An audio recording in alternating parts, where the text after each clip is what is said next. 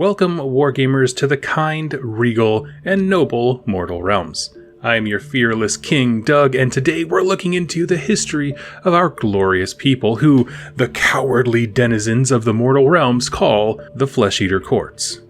Today's story is an honourless deed.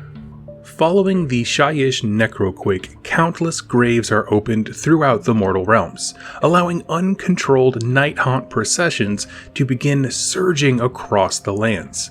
A group of arborants from the Gristle Gore Grand Court try to rein in one such procession, believing them to be frightened refugees in need of saving. The arborants block off a mountain pass in an attempt to kind of corral and calm the howling geists, but the night haunts do not listen to the Flesh-Eater's offer of aid. Worse still, a mighty contingent from one of the celestial Warbringer's sacrosanct chambers strikes down into the pass, banishing this trapped spectral horde and slaughtering the aberrants. A single Ghoul King emerges alive, and he swears a vow of vengeance against the Stormcast Eternals for their barbaric and cowardly act. This story is so cool, y'all. Like, not many others have this great of a setup, right? Or involve three distinct factions, and it gives us some insight into how they're trying to relate to one another, how these factions are trying to cope with the presence of the other in their realm. And so, breaking it down, the necroquake hits, and undead all across the realms rise up, right? This is the moment of the birth of the Night Haunt as a full faction, and no one really knows what to do with them. Nagash was supposed to have full control, but his ritual with the Black Pyramid failed partially anyway, thanks to the Skaven, and so there's just all these spirits meandering, and ultimately this is why Nagash calls upon Lady Allander to rein them in. However, until that time happens, everyone has to deal with what's right in front of them. And for the Gristle Gore Grand Court, that's a massive swarm of ghosts, a full procession. So it's like a full mega army. The battalions that we can never take in 2K games, right? It's just dropped in their lap.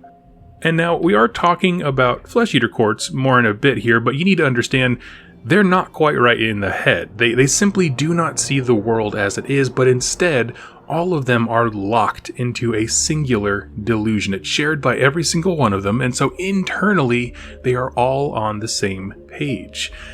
To the rest of us, these guys are nuts. And while they are a death faction, most of them are very much alive, which puts them in a weird position with the Night Haunt. They understand some kinship, there is some sniff of, death magic about them, but they struggle to really grasp what's right in front of them, and so their delusion kicks in to make sense of what they see. There are stories of Flesh-Eater Courts, fighting Night Haunt, meaning at that point their delusion locks them into seeing the Night Haunt as an enemy, whereas other courts of Flesh-Eater Courts, like in the story in this one, they see them as helpless refugees. No hope, no direction. And corralling them into this pass was probably their way of trying to get everyone to just stop, calm down, and tell me what's happening, right? That's what the arborants are thinking. And I don't know about you, this seems like a bad plan, but for me, I do not get calmer when you put me into a tight space. I'm just saying, it seemed like a bad idea from the start, but I understand what they were going for. So there's a bunch of refugees that are all running full speed through your kingdom. Again, we're playing into their delusion here. And they're just running through your land. If that's true, you would probably want to know what they were running from and where they think they're running to. So from their perspective, the Flesh-Eater Courts are just trying to figure out what's happening. We have no idea what's going on. And then the Stormcast Eternals come down, the sacrosanct chamber of the celestial Warbringers to be exact, rightfully seeing that this is a huge coalition of death armies and wipe everyone out except for a single Ghoul King. So with the story kind of unfold a little bit more detail, let's explore the factions involved. The Flesh-Eater Courts, in this case, are of the Gristle Gore Grand Court. Now keep in mind, it's not the whole faction that got wiped out, except for a dude, just one branch of it, just a collection of some of the leaders. And so the question is, who are the Gristle Gore Grand Court? Well, if we hop into the way back machine, we know that the Gristle began as a peaceful tribe of the Tranquil Kingdoms in Gore, Realm of Beast, which, when I read that, I was immediately like, oh, that's weird, that's incongruous, I guess you could say, because Gore is a place of predator and prey, everything from the insects to massive monsters, and even the landscape itself is constantly hunting and trying to kill you. Oceans are described as, gobbling up land. Mountains move to consume valleys. It's probably one of the least peaceful places in the realms. But for these folks, they found a balance in this nature. They only killed when they needed to, meaning to defend themselves or for the meager bit of food that they needed, and they revered the natural cycle of hunter and prey. They were happy. And a lot of this happiness came from the stalwart men and women who led them.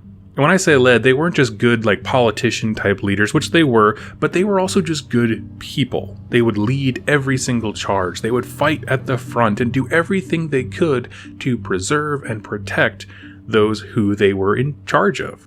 And honestly, this sounds like my kind of folk, right? I live in a world full of danger and monsters, but they thrive because they constantly seek to be in balance with everything around them rather than changing it or trying to conquer it. The whole tribe works together and are led by heroes of integrity and conviction, and that's rad, but it could not survive the coming of chaos.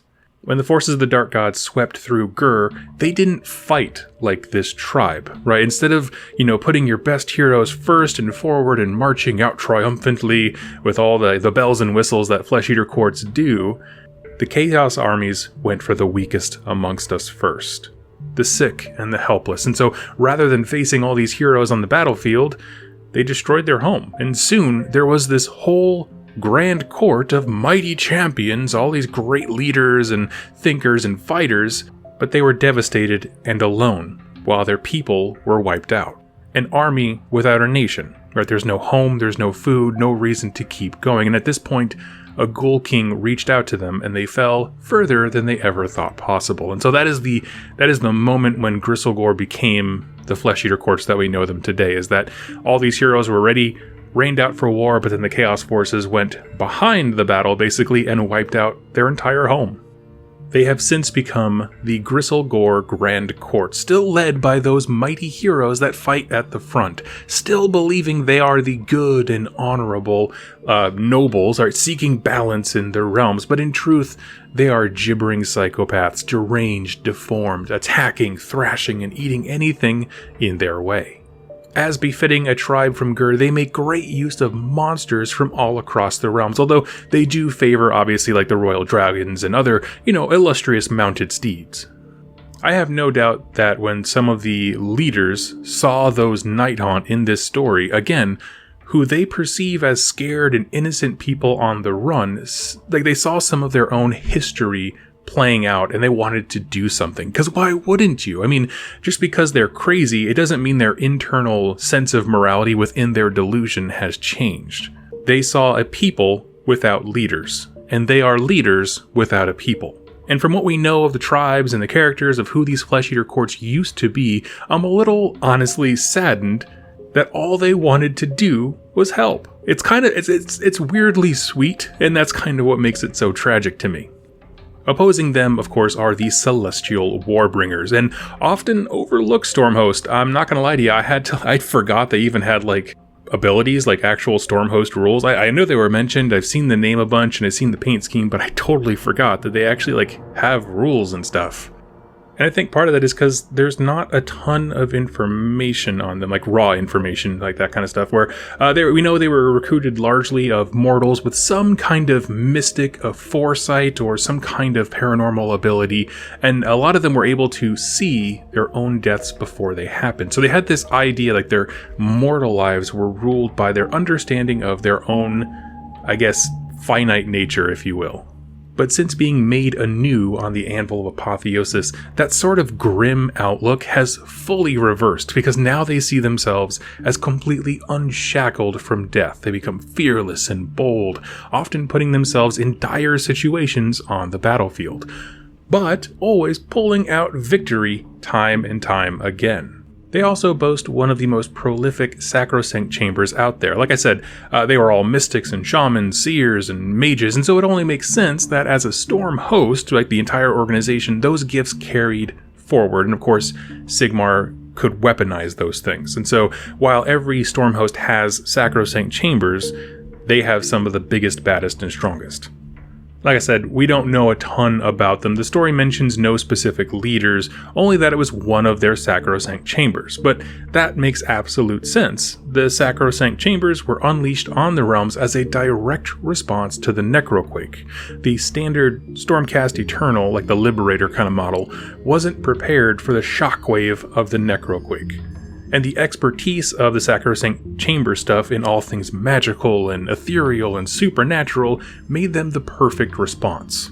And it would not surprise me at all if this was one of the first encounters that they actually had with the Nighthaunt, or that the sacrosanct chambers had in the realms instead of being locked away in Azir.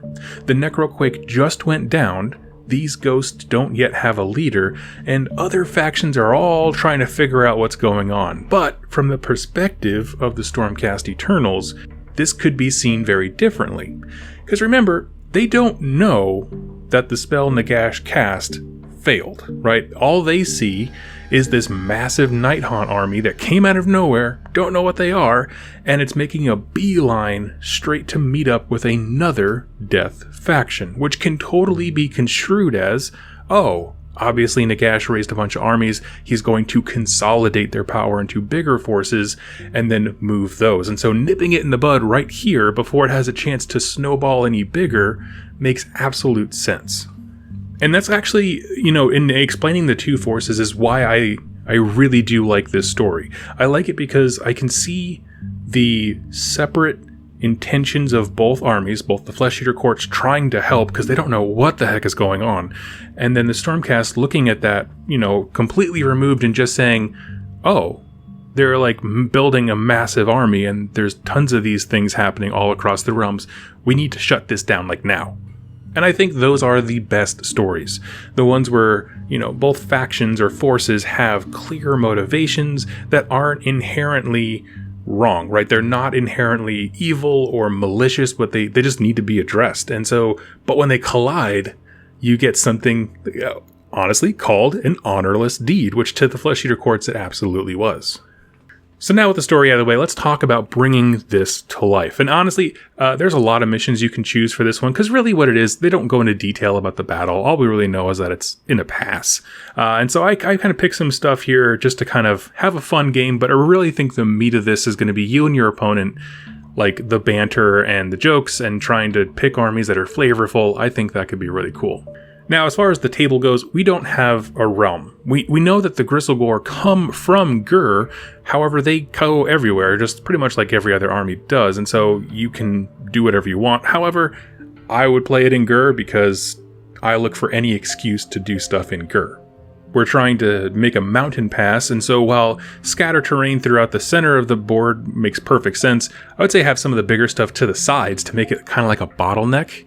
And if possible, you can set up your deployment or change it up to make it, more of a tight pass. Now, of course, the Nighthaunt are mentioned in this story, but they're not really a player here, right? They're the MacGuffin, if you will. The impetus that starts the story. But really, it's about the Flesh Eater Courts and the Stormcast. And so, as far as Gristle Gore goes, we don't have a whole lot of information on them. As far as what forces were present here, I would say, obviously, if you're a Flesh Eater Courts player, this game, play as Gristle Gore. They have lots of heroes, and that's kind of hinted at in the story, as well as obviously their lore.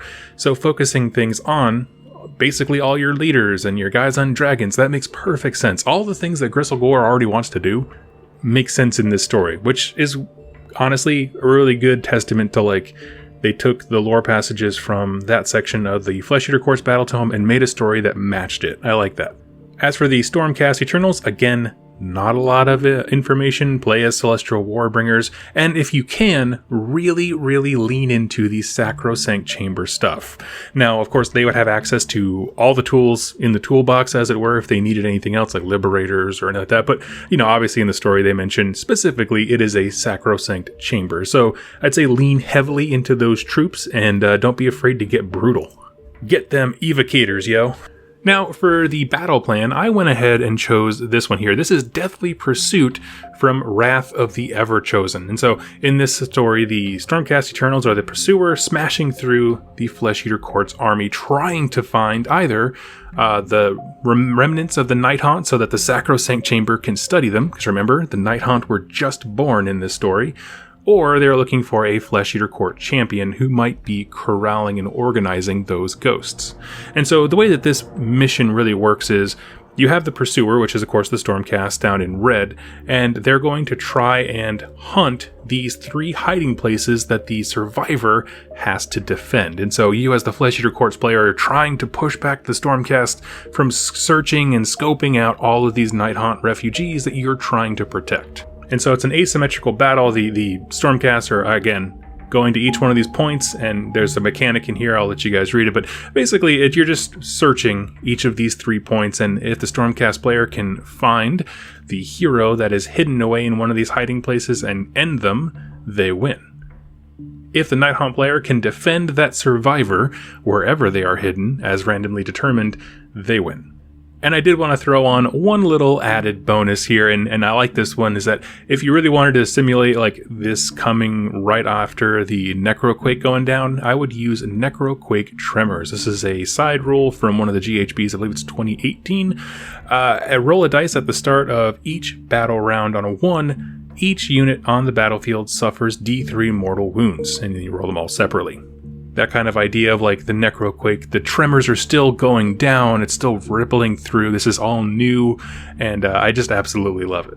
So friends, those are my thoughts on the Honourless deed. I would love to hear your take on this story. Do you side with the Flesh Eater Courts or the Stormcast? I like that both perspectives make perfect sense, but in this case, I gotta go with the Flesh Eater Courts. They were trying to be nice, and we've all had that situation in life where you're just trying to be nice and you get hosed by something else. So that's what I'm leaning towards. Let me know your thoughts in the comments down below. Thank you all so much for watching and listening, and I look forward to catching you in my next video. Happy wargaming.